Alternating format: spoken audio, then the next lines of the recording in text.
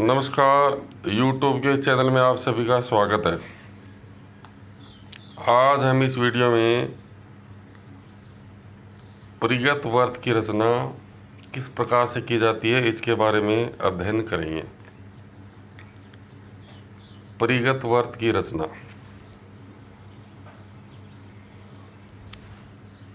एक बार पुनः आप सभी का स्वागत है। अध्याय 14 रचनाएं कंस्ट्रक्शन। प्रश्न आपकी स्क्रीन पर है। किसी त्रिभुज के तीनों शीर्षों से गुजरने वाले वर्त का नाम लिखो। किसी त्रिभुज के तीनों शीर्षों से गुजरने वाले वर्त का नाम लिखो। तो इसका नाम क्या है? परिगत वर्त या परिवर्त। ये क्वेश्चन 1 अंक का है। माध्यमिक परीक्षा 2011 में आया हुआ है, बोर्ड में ये क्वेश्चन है। आज हम इस वीडियो में परिगत वर्त या परिवर्त इसके बारे में अध्ययन कर रहे हैं। पहले त्रिभुज की रचना कर वर्त की रचना करना, त्रिभुज के परिकेंद्र की स्थिति एवं परिगत वर्त की रचना, इनके बारे में अध्ययन करेंगे।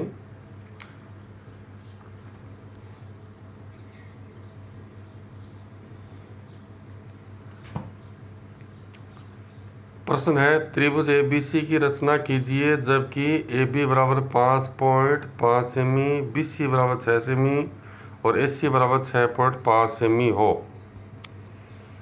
इसके परिगत वर्त की रचना कीजिए। रचना के पद भी लिखिए। ये पूरा क्वेश्चन आपकी स्क्रीन के ऊपर है। पुनः एक बार प्रश्न को देखिए कि एक त्रिभुज की रचना करनी है जिसके माप दिए गए हैं और इस त्रिभुज के परिगत वर्त की रचना करनी है और रचना के पद लिखने। तो देखो, सबसे पहले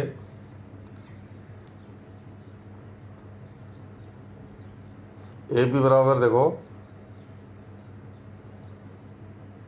5.5 सेमी का रेखाखंड खींचते हैं।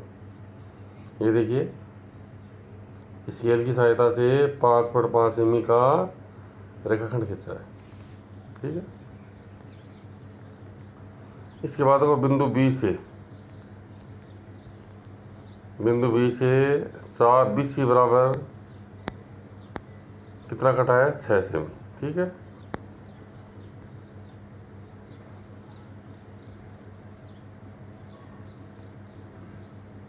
और बिंदु A से ये चाप देखो, एक बार पुनः समझिए आप दोबारा कि त्रिभुज ABC की रचना कीजिए जबकि AB बराबर 5.5 सेमी, BC बराबर 6 सेमी, AC बराबर 6.5 सेमी। इसके परिगत वर्त की रचना कीजिए। रचना के पद भी लिखिए। तो सबसे पहले क्या किया है? AB बराबर 5.5 सेमी का रेखाखंड खींचा है। फिर बिंदु A को के अंदर मान कर देखो, A से चाप कितना है? AC 6.5 semi. तो बिंदु A को के अंदर मानकर 6.5 सेमी का चाप काटा। देखिए, ये A से चाप काटा है 6.5 सेमी का। ठीक है। फिर देखो बिंदु B से कितना है? भुजा BC कितनी? 6 सेमी। तो बिंदु B को के अंदर मानकर देखिए, या देखिए बिंदु B को के अंदर मानकर चाप BC वो 6 सेमी काटा है। तो दोनों चाप एक दूसरे को कहाँ कट रहे हैं? C बिंदु पर। तो इस C बिंदु को A से मिलाया है और इस C बिंदु को B से मिलाया है। इस प्रकार से त्रिभुज की रचना पूर्ण हुई है। ये जो प्रश्न में दिया गया है वह त्रिभुज है, यानी अभिष्ट त्रिभुज है। अब इस त्रिभुज के परिगत वर्त की रचना करेंगे। ठीक है। तो त्रिभुज के परिगत वर्त की रचना करने के लिए हमें कम से कम 2 भुजाओं के लंब समद्विभाजक की रचना करनी है। कम से कम 2 भुजाओं के लंब समद्विभाजक की रचना करते हैं। तो सबसे पहले देखो, जो भुजा AB है इसका लंब समद्विभाजक खींच रहे हैं। ठीक है।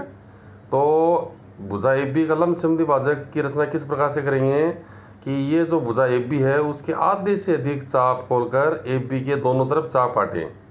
ठीक है। फिर देखो, फिर बिंदु B को के अंदर मानकर उस चाप को उतना ही रखना है और AB के दोनों तरफ चाप काटेंगे। तो दोनों चाप एक दूसरे को ये कट रहे हैं। ठीक है। ये दोनों चाप कट गए हैं, यानी भुजा AB है उसके आधे से अधिक चाप खोलकर AB के दोनों तरफ चाप काटते हैं। एक बार ए बिंदु ए को केंद्र मानकर चाप काटते हैं, एक बार बिंदु बी को केंद्र मानकर चाप काटते हैं। तो ये लंब समद्विभाजक हो गया डी ई। ए बी का लंब समद्विभाजक कौन सा हो गया? डी। अब हमारे पास दो भुजाएं बच गई है, ए सी और बी सी। इनमें से किसी भी एक भुजा का लंब समद्विभाजक और खींचना है। तो हम भुजा बी सी का लंब समद्विभाजक खींच रहे हैं, तो इसके आधे से अधिक चाप खोलकर बी सी के दोनों तरफ चाप काटते हैं।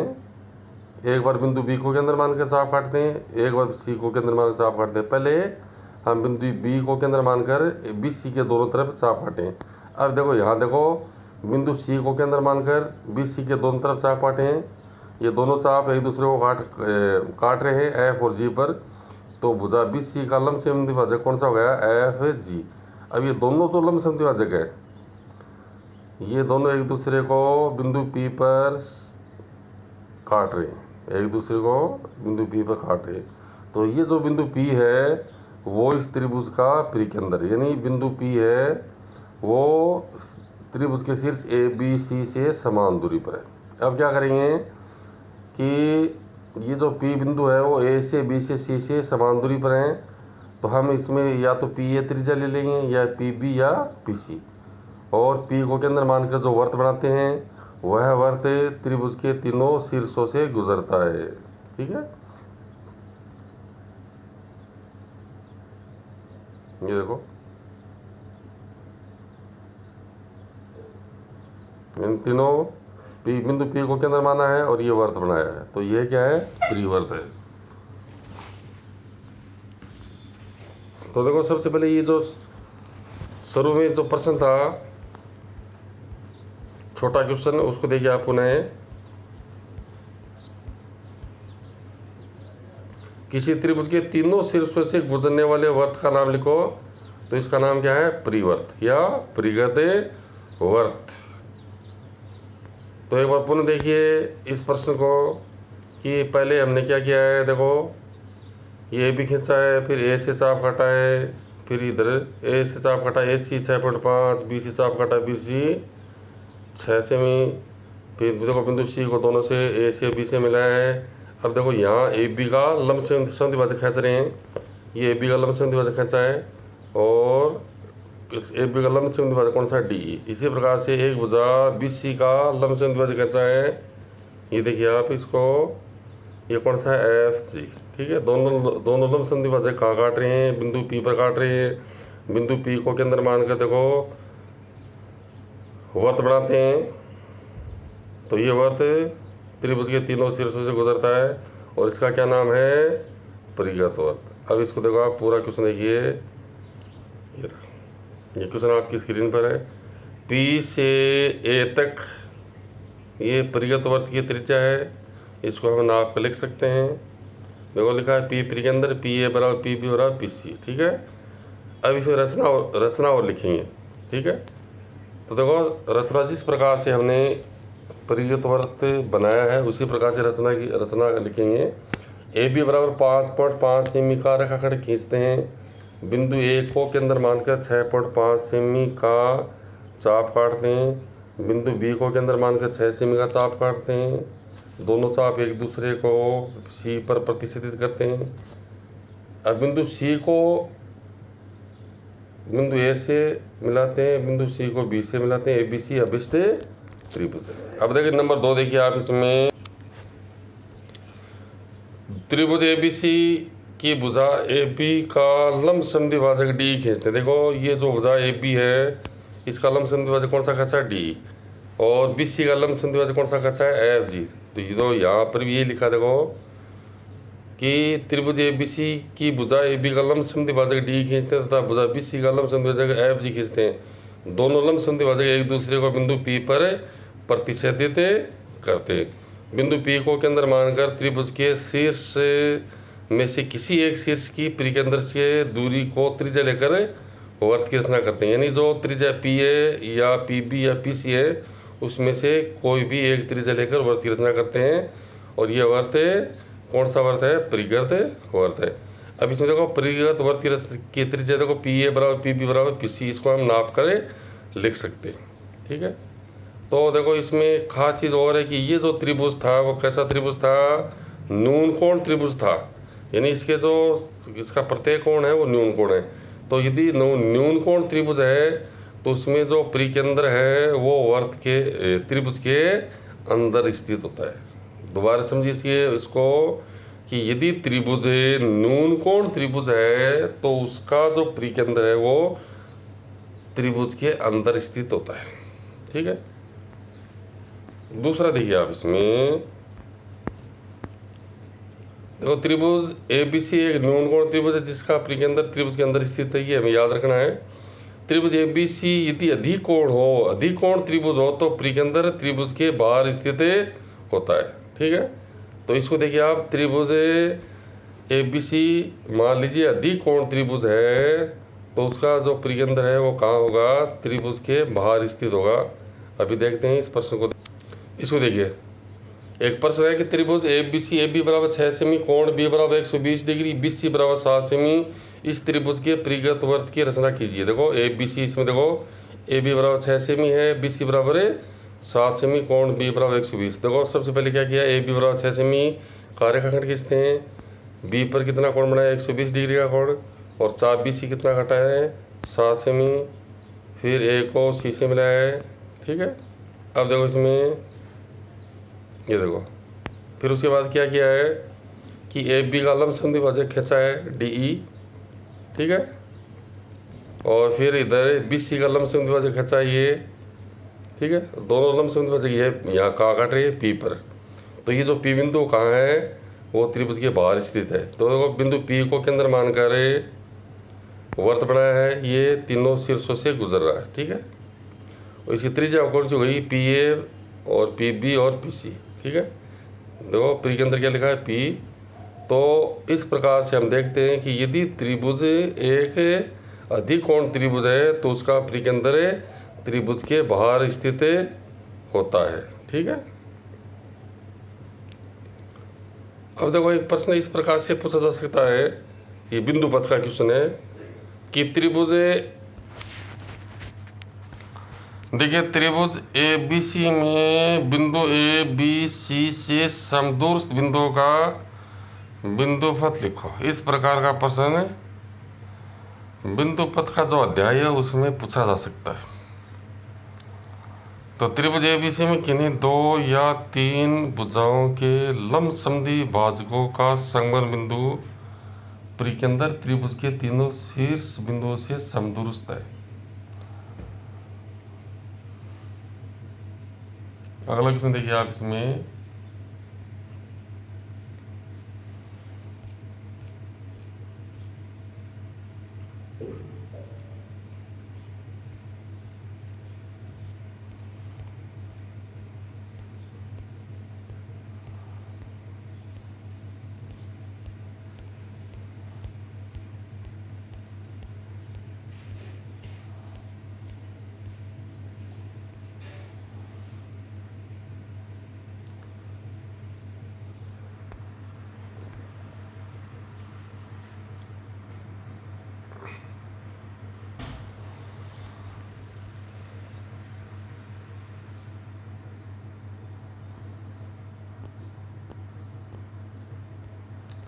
आप इस क्वेश्चन को देखिए, एक समकोण त्रिभुज में AB बराबर 3 सेमी, BC बराबर 4 सेमी, कोण B बराबर 90 डिग्री हो तो परिगत वर्त की रचना कीजिए और परिगत वर्त की त्रिज्या का मान ज्ञात करो। देखो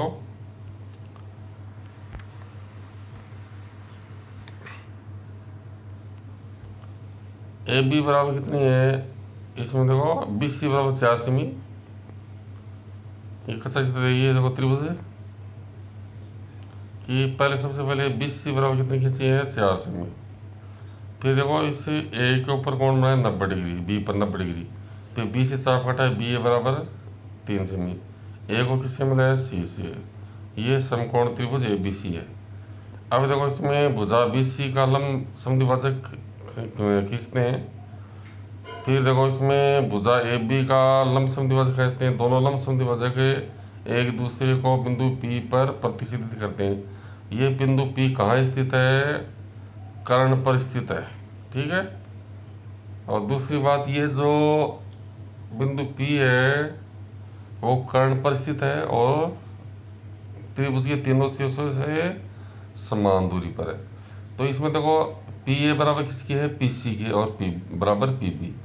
तो ये जो P बिंदु है वो क्या हो गया? कर्ण का मध्य बिंदु। तो हमें ये याद रखना है कि यदि समकोण, कोई समकोण त्रिभुज है तो उसमें जो परिगत वर्त है उसका केंद्र कौन सा होता है? कर्ण का मध्य बिंदु होता है। तो इसमें कर्ण कितना है? AC 5 semi. तो इसमें परिगत वर्त की त्रिज्या कितनी आएगी? 2.5 सेमी। तो परीक्षा में इस प्रकार का प्रश्न बिंदु पथ में पूछा जा सकता है। मान लीजिए हम, यदि ये प्रश्न पूछा जाए परीक्षा में बिंदु पथ, अध्याय बिंदु पथ में, कि एक त्रिभुज ABC है, एक समकोण त्रिभुज ABC में कर्ण का मध्य, कर्ण का, एक समकोण त्रिभुज ABC में परिगत वर्त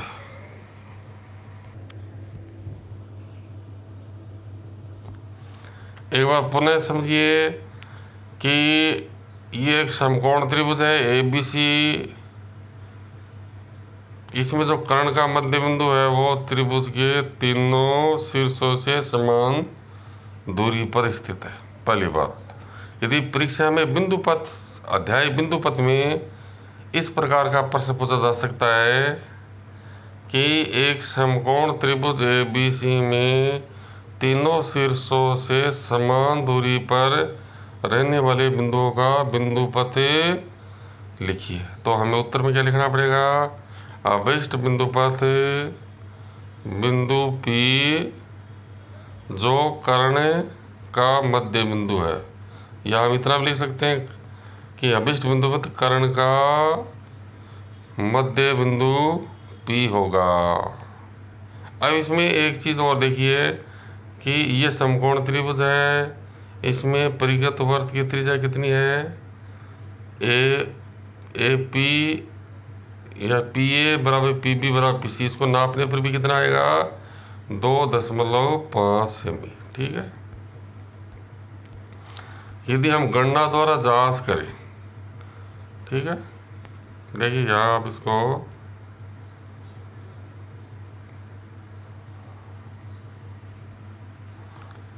परिवर्त की त्रिज्या देखो, हमने सीधा निकाला है 5/2, 2/5 सेमी।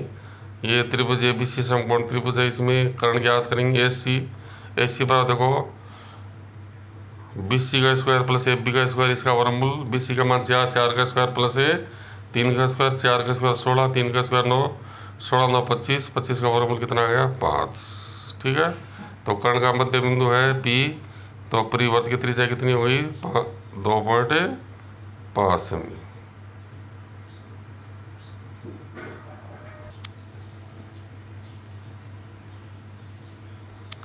आप इसको देखिए, परिगत वर्त की त्रिज्या किस प्रकार से हम सूत्र से भी याद कर सकते हैं। देखो R बराबर क्या लिखा है? ABC/4 गुणा त्रिभुज का क्षेत्रफल, यानी R बराबर होता है ABC/4S। S का मतलब त्रिभुज का क्षेत्रफल। देखो ये समकोण त्रिभुज था, इसमें भुजा इसकी कितनी है? 3 4 और 5, 2 भुजाएं दी गई हैं समकोण त्रिभुज में, और तीसरी भुजा हम ज्ञात कर सकते हैं। कर्ण कितना निकाला था हमने? 5 सेमी। तो इसका क्षेत्रफल क्या आएगा? 1/2 गुणा आधार गुणा ऊंचाई, आधार 3 ऊंचाई 4, ये कितना आ गया? 6 वर्ग सेमी। सूत्र लिखा है R बराबर ABC/4 गुणा त्रिभुज का क्षेत्रफल। तो ऊपर देखो, ऊपर 3 गुणा 4 गुणा 5/4 गुणा त्रिभुज का क्षेत्रफल कितना है? 6। 4 से 4 कट गया, 5 3 15, 15/6, 15 में 6 का भाग देंगे 2.5 सेमी। इस प्रकार से हम सूत्र से भी परिगत वर्त की त्रिज्या का मान ज्ञात कर सकते हैं। अगला क्वेश्चन देखिए, इसमें हमने एक क्वेश्चन और किया था जिसमें A का मान 6 सेमी था, B का मान 6/5 सेमी, C का मान 5/5 5 सेमी। हम जानते हैं कि यदि हमारे पास त्रिभुज की तीनों भुजाएं ज्ञात हों तो हम हीरो सूत्र से उस त्रिभुज का क्षेत्रफल ज्ञात कर सकते हैं। देखो सबसे पहले क्या निकला, S A plus B plus C बटा 2 अर्ध परिमाप 6 प्लस 6/5 प्लस 5/5 बटा 2, ये कितना हो गया 18, 18 बटा 2 9। अब हीरो सूत्र देखो क्या है, देखो त्रिभुज का क्षेत्रफल बराबर एस गुणा एस माइनस ए गुणा एस माइनस बी गुणा एस माइनस सी, इसका वर्गमूल देखो एस का मान इसमें 9 है गुणा 9 माइनस 6 एस माइनस ए, एस का मान 9 माइनस 6 गुणा एस का मान 9 माइनस बी का मान 6.5 गुणा एस का मान 9 माइनस सी का मान कितना है 5.5। इसकी 9 गुणा 9 में से 6 घटाएंगे 3 गुणा 9 में से 6/5 घटाएंगे 2/5 गुणा 9 में से 5/5 घटाएंगे 3/5। ठीक है, तो इनको गुणा करने पर कितना आएगा 236.25। तो इसका वर्गमूल ज्ञात करेंगे तो 15.3704 यानी 15.37 आ गया। अब देखो सूत्र लिखा आर बराबर ए बी सी बटा 4 गुणा त्रिभुज का क्षेत्रफल। तो देखो इसमें ऊपर लिखा आर बराबर ए का मान 6 गुणा बी का मान 6/5 गुणा सी का मान 5/5 बटा 4 गुणा त्रिभुज का क्षेत्रफल है 15.37। इसको देखो ऊपर गुणा किया है, गुणा किसको गुणा करेंगे 6 को 6.5 से, फिर उसको गुणा करेंगे 5.5 से। गुणा करने पर कितना आएगा 214.50 बटा नीचे कितना गया 4 को गुणा करेंगे 15.37, तो इसको गुणा करने पर कितना आएगा 61.48। तो भाग देंगे आर का मान 3.488 यानी 3.5। ठीक है, ये हमें परीक्षा में करने की आवश्यकता नहीं है, केवल हमें ये मालूम होना चाहिए कि इस प्रकार से भी हमें यह परिगत वृत्त की त्रिज्या का मान ज्ञात कर सकते हैं। तो आर का मान कितना है इसमें 3.5 सेमी। ठीक है, तो ये जो हमने क्वेश्चन किया था 1 नंबर क्वेश्चन, उसमें यदि हम परिगत वृत्त की त्रिज्या को मापेंगे तो उसका माप वो लगभग 3.5 सेमी आता है। ठीक है, ये देखो ये क्वेश्चन हमने किया था कि एक त्रिभुज ए बी सी की रचना कीजिए जबकि ए बी बराबर 5/5 सेमी, बी सी बराबर 6 सेमी, ए सी बराबर 6/5 सेमी, इसके परिगत वृत्त की रचना करो। तो ये ए बी सी एक त्रिभुज जिसकी तीनों भुजाएं ज्ञात है, इस त्रिभुज की रचना की, फिर उसके बाद इसके परिगत वृत्त की रचना हमने की है और इसके परिगत वृत्त की त्रिज्या का माप हम ज्ञात कर सकते हैं। यानी पी ए बराबर पी बी बराबर पी सी था, हम किसी भी एक त्रिज्या को नाप सकते हैं, पी ए को नाप सकते हैं, पी बी को और पी सी को नाप सकते हैं। तो आज हमने इस वीडियो में क्या पढ़ा है कि एक त्रिभुज का माप हमें दिया जाएगा और उस त्रिभुज के परिगत वृत्त की रचना किस प्रकार से की जाती है। तो कम से कम हम पहले त्रिभुज की रचना करते हैं, उसके बाद त्रिभुज में कम से कम 2 भुजाओं के लंब समद्विभाजक खींचते हैं और उनका जो त्रिभुज के लंब समद्विभाजकों का संगमन बिंदु है वो क्या होता है परिकेंद्र। तो हम परिकेंद्र याद करते हैं पी और फिर उस परिकेंद्र से त्रिभुज के किसी भी एक शीर्ष तक की दूरी को त्रिज्या लेकर वृत्त की रचना करते हैं जो परिगत वृत्त होता है या परिवर्त होता है जो त्रिभुज के तीनों शीर्षों से गुजरता है। और इस वीडियो में हमने ये भी देखा कि यदि त्रिभुज न्यून कोण त्रिभुज है तो उसका परिकेंद्र त्रिभुज के अंदर स्थित होता है, यदि त्रिभुज समकोण त्रिभुज है तो उसका परिकेंद्र कर्ण का मध्य बिंदु होता है, और यदि त्रिभुज अधिकोण त्रिभुज है तो उसका जो परिकेंद्र है वो त्रिभुज के बाहर स्थित होता है। आप सभी का बहुत बहुत धन्यवाद।